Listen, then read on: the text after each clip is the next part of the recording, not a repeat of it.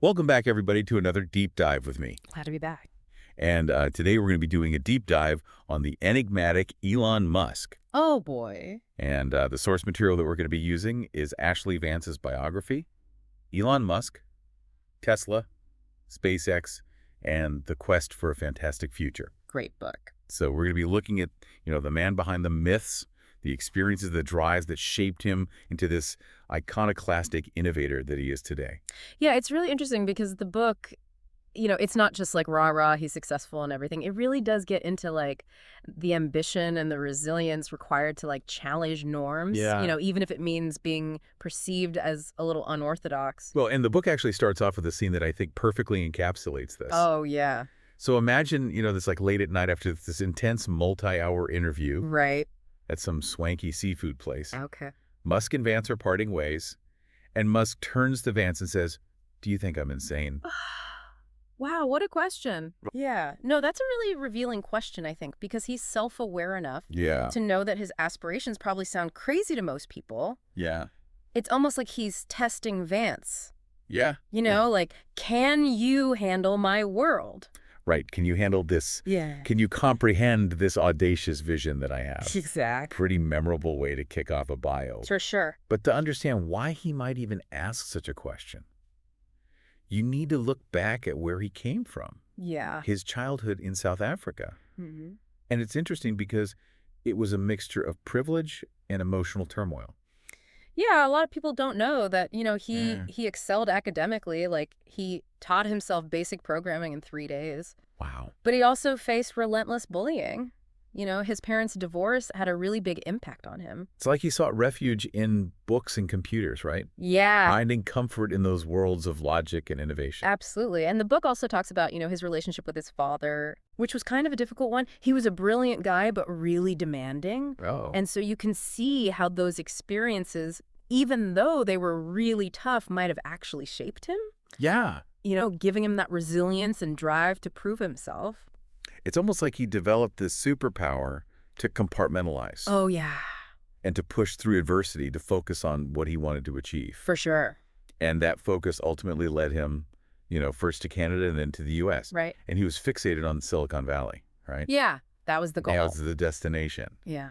But even in his early ventures, like selling computer parts, founding Zip2, his intensity, his work ethic, his risk-taking, it often led to clashes with colleagues. Yeah, he was. Yeah, who couldn't quite keep up with that pace. Yeah, he was always pushing the limits, and not everyone was comfortable with that. Right. But what's interesting is you can already see shades of his later successes in those early projects. Yeah. Right? There's this pattern of disrupting conventions. Pushing people beyond their limits and just this almost supernatural ability to learn and adapt. Yeah, so from selling those computer parts to revolutionizing online payments with PayPal. Mm-hmm. He always seemed to be on the cusp of that next big thing. That's right. And then comes this trip to Russia to buy ICBMs. Yeah, that was a bit of a turning point. Yeah, what was he thinking? I know, right? So there's this scene in the book where he is this dot-com millionaire, right, sitting in this drab Moscow office, trying to negotiate buying these ICBMs. It's kind of wild. Yeah. But it's this encounter with all that Russian bureaucracy that sparks its realization. Okay. So he gets frustrated with the lack of progress, right? Yeah. He's on the flight back home, and he has this eureka moment. Oh, wow. Yeah, he pulls out a spreadsheet on his computer, and he just declares, we can build this rocket ourselves. I mean, what a leap. No. From software to aerospace. A total leap of faith. That's like he thought, if buying rockets is too complicated, I'll just make my own. Yeah. Exactly. And that's when Tom Mueller enters the picture. Who's that? He's this brilliant rocket engineer who is building these massive engines literally in his garage. What? Yeah. And Musk sees his talent right away. Okay. And together they found SpaceX.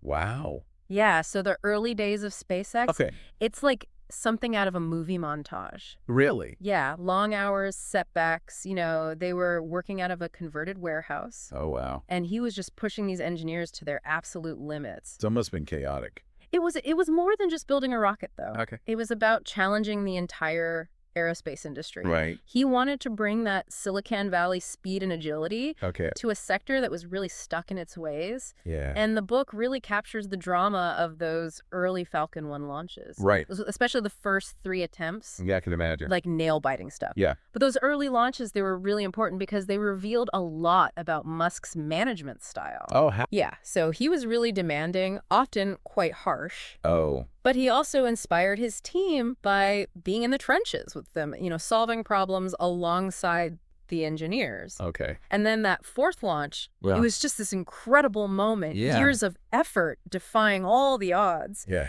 And that rocket achieved orbit. Oh, wow. And it was just this huge celebration, It validated Musk's belief in his vision. It's interesting because it's almost like that 4th launch transformed him, right? It did. From that .com guy who dabbled in rockets to a legitimate player in the aerospace arena. Absolutely. But amidst all of this, he was also deeply involved with Tesla. Oh, yeah, that's right. Right. So the book gets into how he initially got involved as an investor, but he had this grand vision for this high-performance all-electric car. Right. And that led to some clashes with the co-founder, Martin Eberhard. Yeah, well, that sounds about right. Right. He sees an opportunity to disrupt an industry. Yeah. Dives in head first, ready to shake things up. Absolutely. Even if it ruffles some feathers along the way. Yep. Classic Musk. So those early days at Tesla mirrored SpaceX in a lot of ways. Oh, for sure. Production delays, engineering hurdles. Mm-hmm.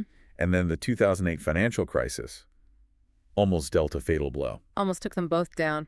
I mean, it's crazy to think about. I know, right? 2 groundbreaking companies, both pushing the boundaries of technology. Yeah. Both on the verge of collapse. It was a tough time. So what did he do? Well, he basically poured every resource he had into saving both companies. Oh. Took out personal loans, even borrowed money from SpaceX to keep Tesla afloat. So he was all in. He was all in. It shows how much he believed in his vision. Absolutely. He wasn't just rescuing companies. Right. He was fighting for this future where sustainable transportation was a reality. And that unwavering belief. Yeah. That almost irrational optimism. Right. That's what inspired the people around him. Yeah. The book talks about how he rallied his employees, urging them to work harder, think differently, and just achieve what seemed impossible. And the development of the Roadster, and then the Model S. Yeah. It's a testament to that dedication, right? It really is. He wasn't content with just building an electric car. Right. He wanted to create something that was better than anything on the market. Yeah. Something that would redefine the entire industry. And he did it. He did. The Model S wasn't just an electric car. Right. It was this sleek, stylish, incredibly fast machine. It really turned heads. It did. It shattered people's perceptions of what an electric vehicle could be. And the book talks about this really interesting dynamic between Musk and Franz von Holzhausen. Oh, yeah, the chief designer at Tesla. Yeah, this talented but introverted designer paired with the ever-dynamic Elon Musk. Yeah, you wouldn't think they'd work well together. Seems like an unlikely duo. But they did. They pushed each other to create something truly groundbreaking. So the Model S became more than just this engineering marvel. It was a design triumph. For sure. But his ambitions don't stop there. Right? The book also touches upon his other ventures. Yeah. Solar City. Mm-hmm. The Hyperloop concept. Right. And of course, his ultimate goal. Yeah. Colonizing Mars. The big one. What's interesting to me is how all these ventures seem very diverse on the surface, but they're all connected by this common thread. They are. This focus on sustainable energy, a belief in the power of technology to solve humanity's problems, and this grand vision for the future. It's like he's playing this multi-dimensional chess game. Yeah. Where each move is strategically advancing this master plan. Yeah, but it's important to go beyond the companies. Right. And examine the man behind the myth. For sure. The book really delves into the complexities of his personality, his drive, his inner struggles, his very unconventional leadership style. He's not your typical CEO. You get this sense that he's not just driven by ambition, but by this profound sense of urgency. Like he really believed the future of humanity is at stake. That comes through in the book. Yeah, and that creates this tension. For sure. On one hand, he's this inspiring figure, a modern-day Renaissance man. Right. But on the other hand, he's demanding, often abrasive, prone to making decisions that leave people scratching their heads. It's true. Some people think he's a genius, others think he's just eccentric. Right. It's hard to tell sometimes. Well, one of the things that I found really fascinating in the book Yeah. was this exploration of his management style. Oh, yeah. He sets these crazy deadlines, He does. pushes his employees to the limit, To the max. and isn't afraid to publicly criticize Nope. those who fall short. He's not shy about that. And while this approach has yielded some pretty remarkable results, It has. it's also led to high turnover rates, burnout, and this perception that he can be, well, challenging to work with. That's putting it mildly. I'm glad that the book doesn't shy away from that. Me too. You know, it offers this balanced portrayal, Yeah. acknowledging his brilliance, but also his flaws. That's what makes it a good biography. Yeah. It's not just hero worship. Right. It's a nuanced look at a really complex and contradictory person. So it makes you think, It does. what's the price of innovation? What sacrifices are made in pursuit of these audacious goals? Yeah, and is this level of intensity really necessary? Right. Can you change the world without pushing people to their breaking point? Right. Or in Musk's case, maybe breaking a few more. Maybe more than a few. Right. It's a question worth thinking about. Definitely. Especially as his companies continue to grow, Mm-hmm. his influence expands beyond tech, Yeah. into energy, politics, space exploration. It's getting bigger all the time. It seems like he's a force to be reckoned with. Yeah. He's a visionary, a disruptor, Mm-hmm. and a lightning rod for both admiration and criticism. That's for sure. So how do we reconcile these contrasting aspects of his personality? That's a great question. Yeah. And one we'll explore further as we get into the nitty-gritty of his leadership style and the challenges he faces and balancing that bold vision with the realities of running these huge, ambitious companies. I think what's fascinating is how Musk has almost become this symbol of our times, you know? Yeah, like he embodies that pursuit of progress that makes us both excited and kind of nervous. Exactly. And it raises the question, you know, what is the legacy that he wants to leave behind? Yeah. Is it electric cars? Is it space travel? Or is it something even bigger, like saving humanity by making us a multiplanetary species? I mean, who knows what he's going to tackle next, right? Right. Is it going to be AI, brain-computer interfaces? Yeah. Or something we haven't even thought of yet? Right, exactly. And I think that's part of what makes him so captivating. Yeah. He's constantly challenging our assumptions about what's possible. Yeah, and he really embodies that idea that the only way to do great work is to love what you do. Yeah, regardless of whether you agree with his methods. Yeah. His passion is undeniable. Yeah. And speaking of his methods, you know, the book goes pretty deep into his management style, Yeah. which is known for pushing people to their limits. Yeah, to say the least. Setting these crazy ambitious deadlines. Right. And not being afraid to publicly criticize anyone who falls short. Yeah, tough boss. So is that level of intensity like a necessary evil for innovation? Yeah, that's the question, isn't it? Yeah. Can you change the world without being so demanding? Right. Vance presents both sides. You know, he Yeah. talks about the achievements, but also the potential human cost. Oh, interesting. Yeah, you hear from former employees who felt really burnt out by the experience. So it's not all sunshine and roses. Not exactly. But it's good that he presents that perspective, right? Yeah, I think it's important. Because it allows us to really evaluate the methods. Hmm? It's not just about celebrating the outcome, Right. but understanding the whole process. Exactly, and I think that's what makes this book so valuable. Yeah. It's not just a puff piece. Right. It's a balanced look at Musk's leadership. So what are some of the key takeaways Okay. for aspiring entrepreneurs or anyone who wants to make a difference? Well, I don't think we should all necessarily try to be like Musk, Right. but there are definitely lessons to be learned. Like what? Well, his vision, his ability to inspire people, his drive, those are all important. Yeah. But you also have to be aware of the potential downsides. Of that intensity. Yeah, it's about finding that balance. So learning from both his successes and his failures. It's not just about the wins, Right. but also about the mistakes. And how he learned from them. Right. And how he adapted. Mm-hmm. And, you know, the book also gets into his personal life a bit. Oh, yeah. His struggles with relationships. Right. And, you know, some of his more erratic behavior. Yeah, Vance talks about how his dedication to work often took a toll on his personal life. That's not uncommon, right? Not at all. A lot of highly driven people struggle to switch off. Right. You know, they have trouble making time for anything outside of work. And I think that humanizes him in a way. It does. We see him not just as this larger-than-life innovator, Yeah. but as a human being. With flaws. With his own struggle. Yeah, and that makes his story even more compelling. And then you have those more unconventional ideas. Oh, yeah. Like colonizing Mars, merging human consciousness with AI. The big ideas. Are those realistic goals? It's hard to say. Some people think he's a dreamer. Others think he's a genius. Yeah, I'm curious to hear your take. Well, technology is advancing so rapidly that what seems impossible today might be commonplace tomorrow. So you're saying humans on Mars is a possibility? It's not out of the question. Companies like SpaceX are really pushing the boundaries. But what about the ethics of it all? Right. You know, should we be focusing on fixing Earth first?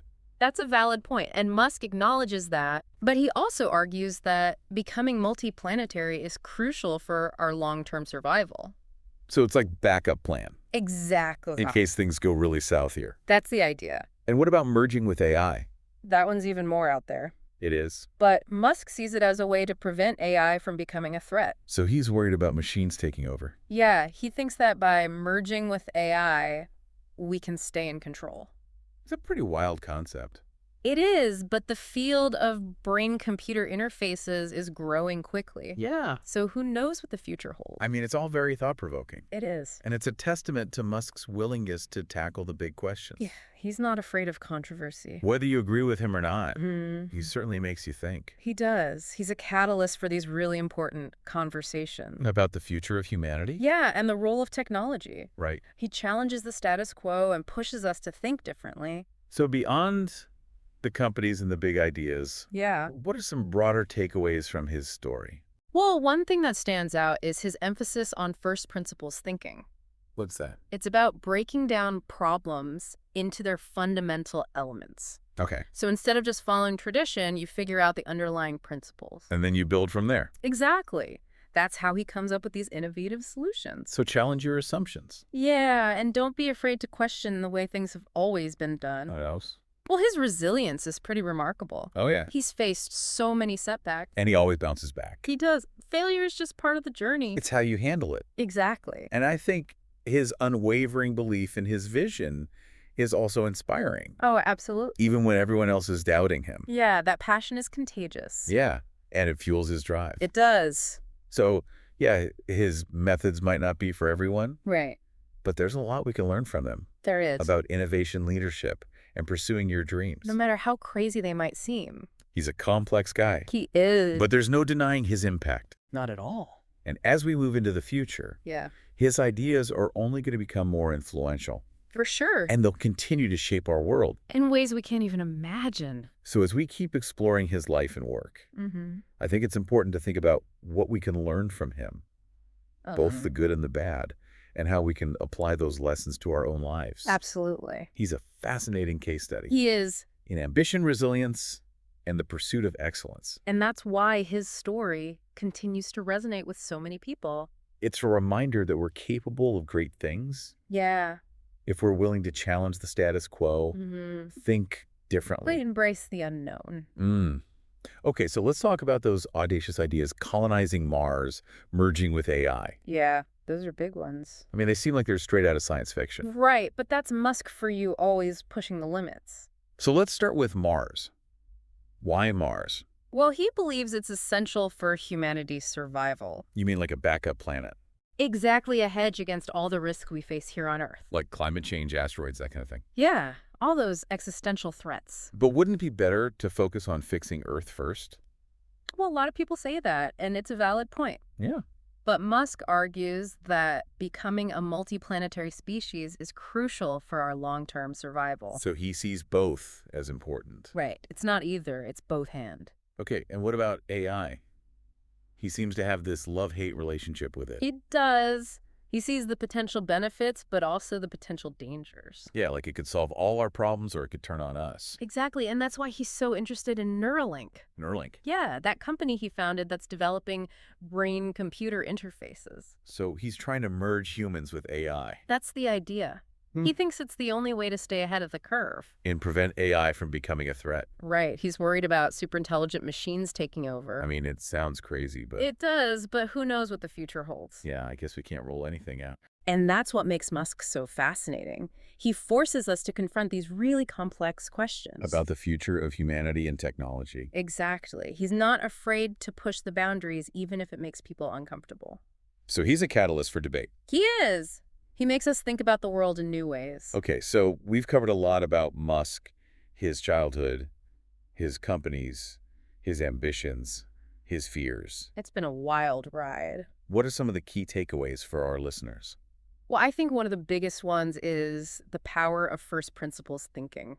Bring me what that is again. It's about breaking down problems into their most basic elements. Okay. And then building up from there. So don't just accept things at face value. Right. Question everything, challenge the status quo. That's how Musk comes up with these innovative solutions. Exactly. What else?